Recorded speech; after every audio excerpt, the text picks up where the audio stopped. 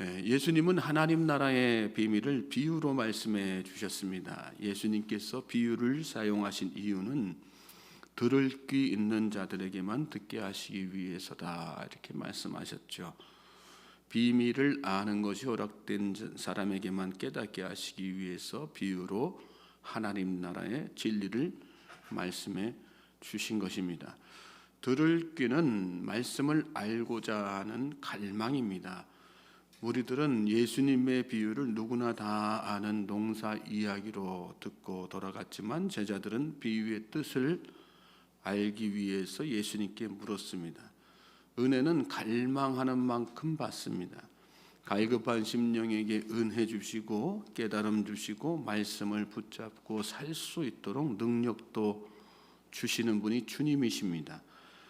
비유의 뜻을 물은 제자들에게 예수님께서 비유의 뜻을 풀어서 이렇게 말씀해 주시지요. 11절 말씀 보시면 이 비유는 이러하니라. 씨는 하나님의 말씀이요.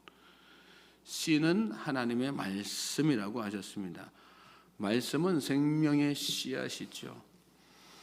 말씀에는 생명력이 있어서 마음밭에 제대로 심겨지기만 하면 반드시 싹을 틔우고 자라서 열매를 맺습니다.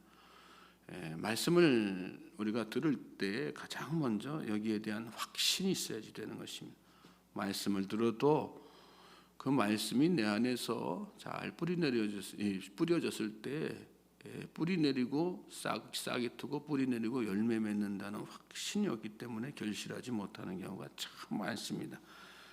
예수님은 말씀을 듣는 이들의 마음밭을 특별히 네 가지로 나누셨습니다. 길가와 같은 마음, 바위와 같은 마음, 가시떨기와 같은 마음, 그리고 좋은 땅, 즉 옥토와 같은 마음입니다.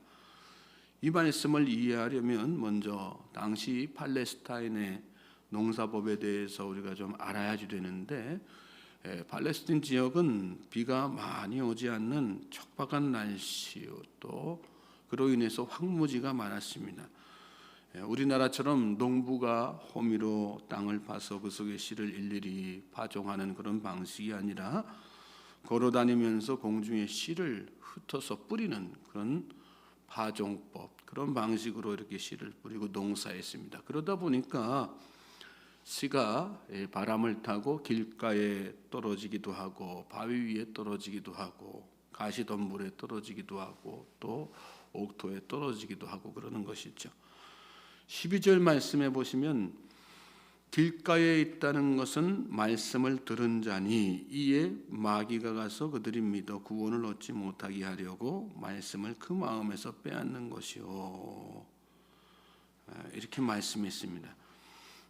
길가와 같은 마음은 말씀을 들었지만 마귀에게 그 말씀을 다 빼앗긴다는 것이죠.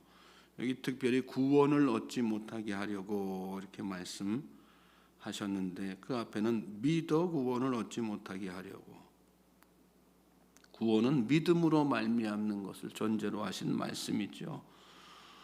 무슨 뜻일까요? 길가는 믿음이 전혀 없는 마음 상태, 확신이 전혀 없는 마음 상태.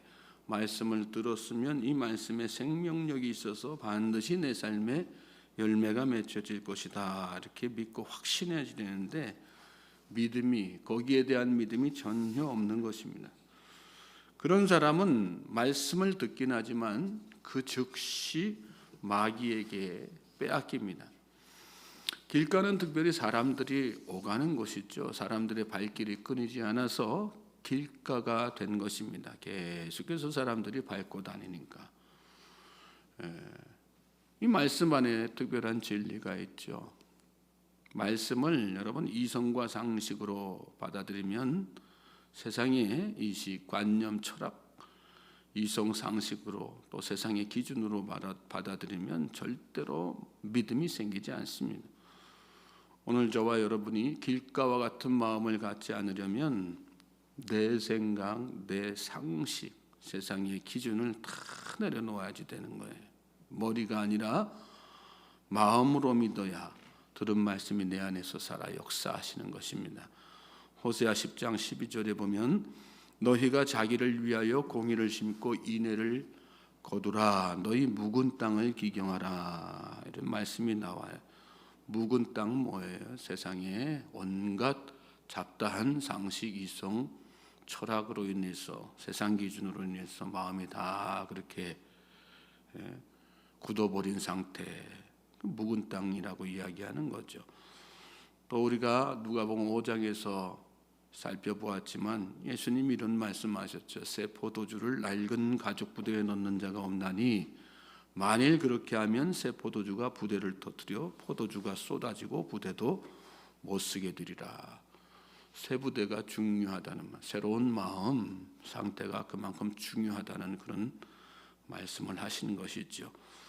오늘 우리는 말씀 앞에서 그렇게 늘 새로운 마음, 내 생각, 내 관점, 내 지식 이런 것들을 다 내려놓고 어린아이와 같이 순수한 마음, 새로운 마음으로 또 새로운 심령으로 설 수 있게 되기를 주님의 이름으로 소망하고 축복합니다. 그럴 때 말씀이 내 안에 뿌려져서 싹이 트고 열매를 맺게 되는 것입니다.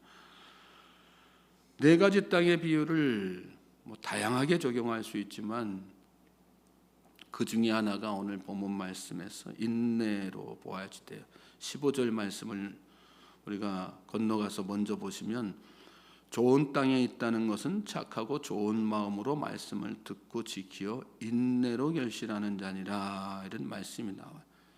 씨앗이 땅에 뿌려지면 그 씨앗이 싹을 틔고 자라서 나중에 결실에 이르기까지 많은 시간이 소요가 되는데 그 시간을 여러 가지 이유로 참고 견디지 못하니까 결실하지 못한다 그런 말씀이죠.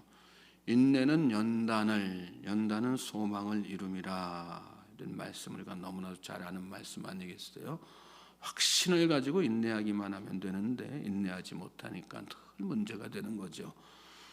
13절 말씀 보시면 바위 위에 있다는 것은 말씀을 들을 때 기쁨으로 받으나 뿌리가 없어 잠깐 믿다가 시련을 당할 때 배반하는 자요. 여기서 또 인내를 아주 강조하셨죠. 사람들이 인내하지 못하는 이유는 뭘까요? 눈물을 싫어하기 때문입니다. 땀을 싫어하기 때문입니다. 시련을 싫어하기 때문입니다. 씨앗은 발아하는 단계부터 고통이 동반되죠. 속을 덮고 있는 껍데기가 쪼개지는 그런 아픔이 있습니다. 단단한 흙을 파헤치고 뿌리를 내려야만 되고 싹을 틔운 순간부터는 모진 풍파와 이렇게 싸워야지 됩니다. 모든 것이 다 아픔이고 시련입니다. 그런 과정 없이는 결코 결실할 수가 없는 것입니다. 바위에 뿌려진 씨가 자라지 못하는 이유는 습기를 빨아들일 수 없기 때문이죠. 눈물이 없는 신앙, 땀 흘리는 수고 없는 신앙은 결실할 수가 없습니다. 그거 없이 거두려는 마음이 잘못된 마음 아니겠어요? 그런 마음을 두고 주님은 바위와 같은 마음이다 이렇게 말씀하신 거예요. 그런가 하면 인내하지 못하게 만드는 환경적 요인들도 있습니다. 14절 말씀 보십시오.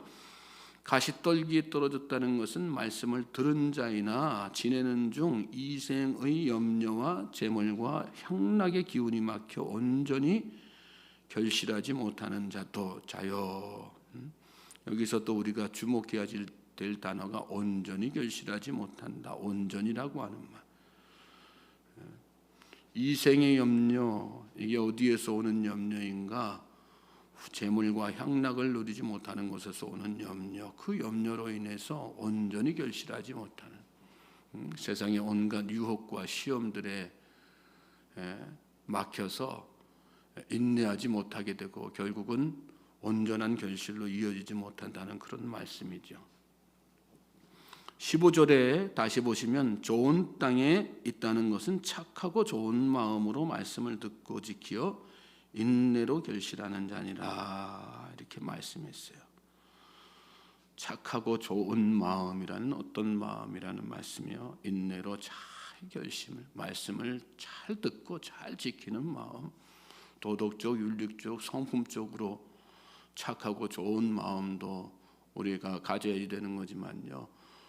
성경에서 우리에게 진짜 착하고 좋은 마음이란 말씀 앞에서 늘 그렇게 겸손한 마음으로 말씀을 잘 듣고 말씀을 지키려는 노력 가지고 어떤 상황과 어떤 어려움이 있어도 또 어떤 영적인 미혹들이 있어도 그것을 잘 견디어내서 인내로 잘 견디어내서 결실하는 그런 믿음, 그런 사람이 진짜 착하고 좋은 마음 가진 사람이라고 하는 것을 말씀하고 있는 것입니다. 오늘 저와 여러분의 마음 상태는 어떻습니까? 우리는 그냥 성품적으로 좋은 마음만 잘 가지면 된다고 생각할 때가 참 많아요. 그게 제일이라고 생각할 때가 많습니다. 착하고 좋은 성품 가진 사람도 은근히 불순종하는 사람은 얼마나 많은지 모릅니다. 하나님은 그 중심을 보시고 그 부분을 책망하시는 분이세요.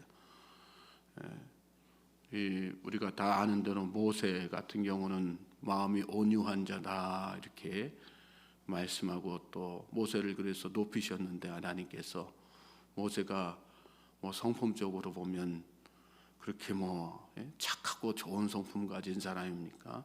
그렇지 못한 부분들 성경 말씀에 있는 그대로 실제적으로 다 기록해 놓지 않습니까?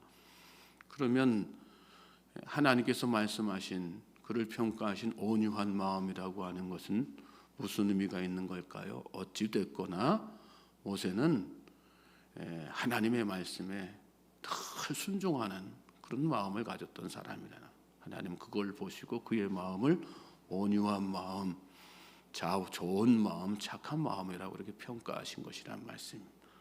늘 말씀을 듣되 순종함으로 나아갈 수 있는 우리 모든 성도님들 되시기를 주님의 이름으로 소망하고 축복합니다. 그럴 때 그 말씀이 우리 안에서 잘 30배, 60배, 100배의 결실을 맺게 되는 것입니다.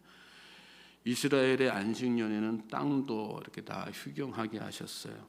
휴경해야 밭에 양분이 축적되고 기름지기 때문에 하나님의 지혜가 또 섭리가 다 그 속에 담겨져 있는 것이죠. 휴경은 더 풍성한 곡식을 거두기 위한 인내의 시간이라고 할 수 있습니다. 풍성한 곡식을 거둘 수 있기 때문에 농부는 조급해하지 않고 소망 가운데 오히려 그 시간을 잘 버텨낼 수 있었던 것이죠. 인내는 이처럼 밭을 기름지게 하는 낙엽과 같은 것이고요. 또 우리의 신앙에 올바른 하나님께서 기대하시는 바른 열매를 맺기 위한 아주 중요한 요소입니다. 소망이 있으면 인내의 시간이 쉼이 되고 천국이 돼요. 그렇지만 소망이 없으면 반드시 풍성한 곡식을 거두게 될 거라고 하는 마음의 확신이 없으면 고통이 되고 지옥이 되는 거죠. 말씀은 생명의 씨앗입니다. 말씀은 심겨지기만 하면 반드시 싹을 틔우고 자라서 열매를 맺게 되어 있습니다. 그러므로 저와 여러분이 그 확신을 가지고 하루하루 주어진 환경 가운데서 계속해서 인내하면서 말씀의 씨앗이 잘 자랄 수 있기를, 또 내 삶에 하나님께서 주어진 내 삶에 주어진 여러 환경 가운데에서 하나님께서 나를 향하신 기대와 소망이 그 말씀으로 인해서 잘 싹트고 열매 맺을 것이라는 그 기대감을 가지고 하루하루 승리할 수 있는 우리 모든 성도님들 되시기를 주님의 이름으로 다시 한번 소망하고 축복합니다.